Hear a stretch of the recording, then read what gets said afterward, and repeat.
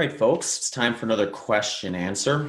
This is a question that I get probably about as often as any question, especially if it's pertaining to a high-fat, low-carb diet within an endurance training program.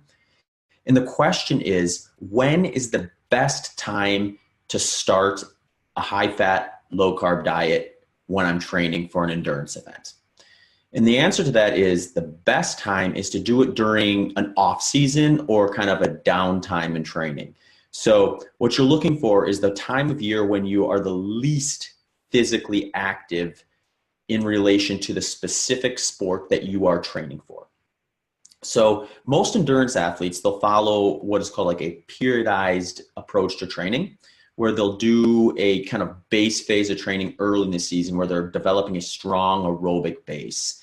And then they'll start to transition into more of a periodized kind of peak phase of training where they're starting to do workouts that are a little more specific to the event that they're actually training for. Then they'll kind of taper or rest up a little bit for the event. They'll do the event, and then they'll kind of have an off season or a downtime a year. And depending on what distance or what your priorities are, you might have multiple races within that framework, but ultimately at some point you need to have like an end to the season. And at that end of the season, the kind of goal or the priority then switches from training your body to get stronger at that specific event, and it's focusing more on recovering, hitting the reset button, and preparing your body to be ready for the next build-up, the next training session. So that time in between those two training blocks, those two like seasons more or less, or that off season, that rest time, that's the best time to implement a major dietary change of any kind, high fat, low carb notwithstanding.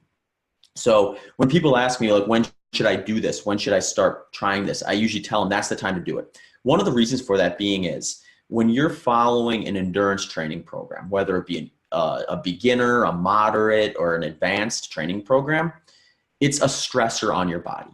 So oftentimes people think of stress as this negative thing, and it can be. If you have too much stress or you have stress in the wrong times, the wrong places, it can be negative. But ultimately, any well-structured endurance program, the goal is to stress your body just enough so that it is forced to get stronger. And then at that new, stronger state, you can kind of stress it again and continue to build that up so that you're at your best when it comes time to compete. So that could be a physically stressful time of year or time of the season. So when you're making a major dietary change, you're also introducing a stressor to your body. So you're trying to avoid doubling down more or less or overflowing yourself with stress. So identifying a time of year when that physical stress is at its lowest is often the best time to implement any major dietary change.